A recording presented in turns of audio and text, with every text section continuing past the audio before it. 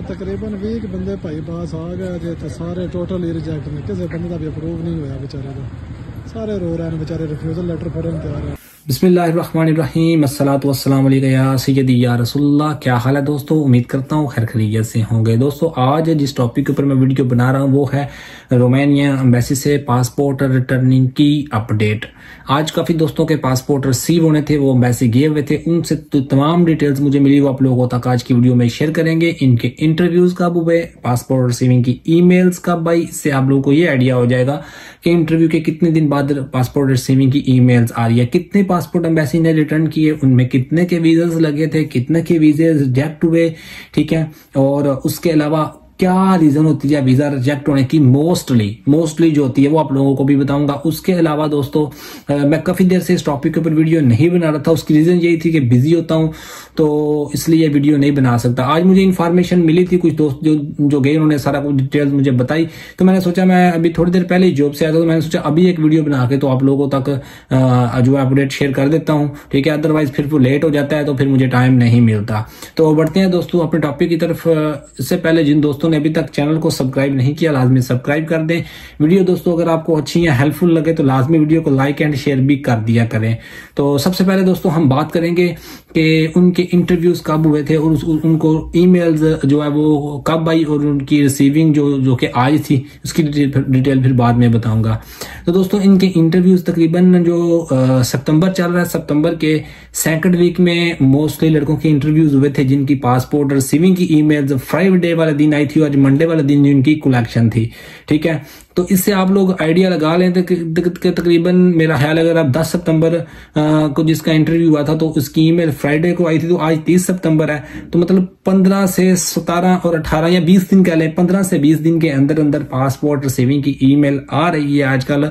अगर किसी का आज इंटरव्यू होता है तो 15 से 20 या ज्यादा से ज्यादा 25 दिन 30 दिन लगा लें, इससे ऊपर नहीं जाते। मोस्टली ऐसा होता है कि 15 से 20 दिन के अंदर वो रिटर्न कर रहे हैं पासपोर्ट रोमानिया एम्बेसी वाले। तो ये तो आप लोगों को पता लगा कि इतने दिन बाद ईमेल आई और इनके इंटरव्यूज जो इस डेट में हुए थे।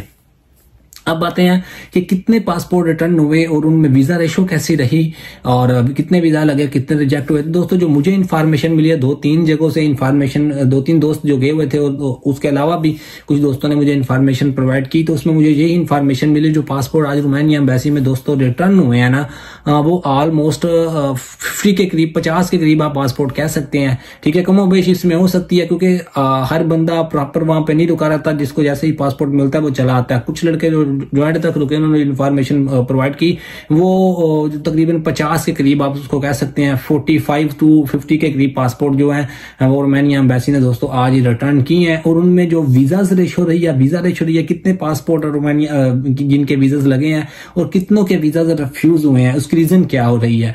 दोस्तों जो जिनके वीजा रिफ्यूज हुए हैं, ये स्टार्टिंग में मैंने एक वीडियो भी चलाई थी, ठीक है, जिसमें भाई जो गए हुए थे रोमानिया एम्बेसी में, उन्होंने कहा कि जो ग्रुप पूरा आ रहा है इसमें तकरीबन 20 के करीब लड़के हैं, सब के सब वीजा रिफ्यूज हैं, सब ने रिफ्यूजल लेटर पकड़ा हुआ है, तो रिफ्यूज भी हुए हैं और वीजा लगे भी हैं। तो ऑलमोस्ट अगर 50 के करीब पासपोर्ट रिटर्न हुए हैं तो उनमें आप लोग ये कह सकते हैं कि तकरीबन ऑलमोस्ट जो 20 से 25 के करीब दोस्तों जो वीजा हैं वो रिफ्यूज हुए हैं और इतनी ही तादाद में रोमानिया एम्बेसी से वीजा अप्रूव्ड भी हुए हैं। काफी ज्यादा दोस्त जिनके वीजा लगे हैं और काफी ज्यादा दोस्त जिनके वीजा से रिफ्यूज हुए हैं। तो जो वीजा रेशो की हम बात करेंगे तो उसमें आप लोग ये कह सकते हैं कि आज की जो वीजा रेशो वो तकरीबन ऑलमोस्ट 50-50 के करीब वीजा रेशो रही है। आधे वीजा लगे हैं, आधे वीजा रोमानिया एम्बेसी से रिफ्यूज हुए हैं। जो लड़के जल्दी आ जाते हैं वो 20 से 30 के करीब पासपोर्ट कहते हैं, जो एंड तक रहते हैं फिर वो सारे दिन की डिटेल उनसे कुछ इन्फॉर्मेशन मिलता है, तो सारी इन्फॉर्मेशन इस तरह मिल जाती है। लोग बल्कि मुझे वीडियो भी दोस्तों ने बना के मुझे सेंड की, ठीक है, जिसमें वो सारी सूरत हाल बताते हैं, ठीक है।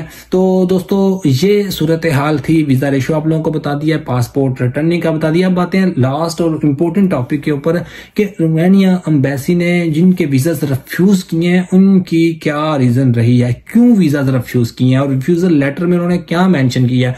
कुछ लोगों को दोस्तों उन्होंने डॉक्यूमेंट्स का कहा है, जो कि एक रीजन हो सकती है, किसी के डॉक्यूमेंट्स मिस हो सकते हैं, किसी के डॉक्यूमेंट्स फेक हो सकते हैं, किसी के डॉक्यूमेंट्स एक्सपायर हो सकते हैं। वैसे वो कह देते हैं, बता देते हैं इंटरव्यू में, लेकिन कुछ चीजें ऐसी होती हैं जो जिनके बारे में उनको भी कुछ इन्फॉर्मेशन बाद में पता चलती है, जिससे वो बाद में वीजा रिफ्यूज हो सकता है।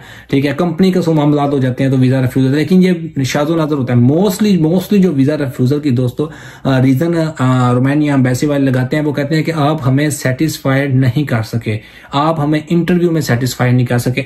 आज भी ऐसे लोग हैं जिनको इंग्लिश की इतनी समझ नहीं आती, ना कि इतनी वीडियोस बनाने के बावजूद व्हाट्सएप का ग्रुप है, उसके अलावा दूसरे दोस्तों का ग्रुप है जिनमें वो इंटरव्यू की तैयारी भी करवाते हैं, क्वेश्चन एंड आंसर शेयर करते हैं, अपना एक्सपीरियंस बताते हैं। उसके बावजूद अगर कोई बंदा नॉन सीरियस हो और इस चीज को सीरियस लेके ना चले, ऐसे लोग भी हैं। ऐसे लोग भी मैंने देखे हैं जिनकी इंग्लिश बहुत अच्छी थी और उन्होंने इंटरव्यू की तैयारी सही नहीं थी की, जिस वजह से उनका वीजा रिफ्यूज किया। कुछ असल में होता यह है कि हर बंदा कहता है भाई इंटरव्यू बहुत अच्छा हो गया, मेरा इंटरव्यू बहुत जबरदस्त हो गया, लेकिन फिर भी जब रिजल्ट आता है तब पता चलता है कि आपका इंटरव्यू कैसा हुआ है। मोस्टली कम से कम वो आपसे क्वेश्चन दोस्तों अगर 15 से 20 वो कर रहे हैं, जिनसे कम क्वेश्चन होते हैं उनके इतने ज्यादा वीजे के चांसेस नहीं होते। ये जो रियलिटी देखने में नजर आई है ये बता रहा हूं मैं, कि अभी रिसेंटली जिनसे 2 से 4 सवाल करते हैं उनके वीजा इशू की इतनी अच्छी उम्मीद नहीं की जा सकती। मैं किसको डिमोटिवेट नहीं कर रहा, हो सकता है दोस्तों उनके वीजास लग जाए, लेकिन जो मैंने चीजें देखी हैं एक्सपीरियंस पे वो आप लोगों के साथ शेयर कर रहा हूं। और जिन लड़कों से वो 25 से 30 और इवन समटाइम्स ऐसा भी होता है कि वो जिस बंदे को सही समझ आती है उससे फिर क्वेश्चन पे क्वेश्चन 25, 30, 35, 40 के करीब भी आधा घंटा लड़कों को इंटरव्यू लेते हैं। तसल्ली के साथ उनसे वो गुफ्तगू करते हैं, उनसे वो हर चीज प्रॉपर पूछते हैं, तो ऐसे बंदों के वीजे के चांसेस भी बहुत ज्यादा हाई हो जाते हैं। क्योंकि जिस बंदे को समझ नहीं आती फिर वो कोशिश करते हैं कि इसके 2-3 सवाल करें और इसको अल्लाह हाफिज करें, ठीक है, और हम नेक्स्ट के तरफ जाएं जिसको समझ आए और उसके ऊपर अपना टाइम लगाएं। इस बंदे के ऊपर हम अपना टाइम वेस्ट ना करें जिसको समझ नहीं आती, उसे 2-3 सवाल करते हैं, उसके कहते हैं ठीक है भाई फोटो खिंचवाओ और आप यहां से जाओ, ठीक है, उसको स्लिप दे देते हैं। तो ये दोस्तों रीजन है। सिर्फ इंग्लिश नहीं, इंटरव्यू की प्रिपरेशन बहुत जरूरी है, कंपनी स्ट्रॉन्ग होना बहुत जरूरी है, आपका डॉक्यूमेंट्स जबरदस्त होना, उसकी प्रिपरेशन अच्छी होना, उनकी तरतीब अच्छी होना और डॉक्यूमेंट्स वैलिड होना, ये सारा कुछ होकर होना, कंपनी अच्छी होना, ये सारी चीजें बहुत ज्यादा इंपॉर्टेंट हैं। उसके बाद आप लोगों की लक, सबसे ज्यादा आपकी लक क्या है? आपका काम होता है, हमेशा इंसान कभी भी किसी चीज से 100% की उम्मीद नहीं रखनी चाहिए, क्योंकि इंसान का काम होता है कोशिश करना, बाकी उसके नसीब अल्लाह ताला की जात देती है, ठीक है। तो हम लोगों का इसके ऊपर ईमान भी है कि हमारा काम है अच्छी तरह और पूरी नीयत के साथ कोशिश करना। उसके बाद जो हमारी किस्मत नसीब में हो हमें उसको एक्सेप्ट करना चाहिए और नेक्स्ट मूव ऑन करना चाहिए। जिन भाइयों के आज वीजा रिफ्यूज हुए हैं उनके लिए मेरा ये भी पैगाम है कि भाई कोई बात नहीं है, आप दोबारा ट्राई करें, दोबारा नेशनल वर्क परमिट निकलवाएं। एक दफा होता है बंदा दिल बर्दाश्त हो जाता, दिल नहीं करता दोबारा इसका चक्कर में पड़ने का, लेकिन अगर आपने इस तरह थक हार के बैठेंगे फिर कोई और ऑप्शन देखें। लेकिन मैं तो यही कहूंगा कि भाई इससे मायूस मत हो, ठीक है, दोबारा कोशिश करें, किसी और कंट्री की कोशिश करें, कहीं ना कहीं आप लगे रहे, लेकिन लीगल वे में करें, कभी भी इलीगल वे में कोशिश मत कीजिएगा, ठीक है। होप सो दोस्तों वीडियो आप लोगों के लिए हेल्पफुल होगी। मिलते हैं नेक्स्ट किसी इंपॉर्टेंट वीडियो में, तब तक के लिए अल्लाह हाफिज, अपना ख्याल रखिएगा।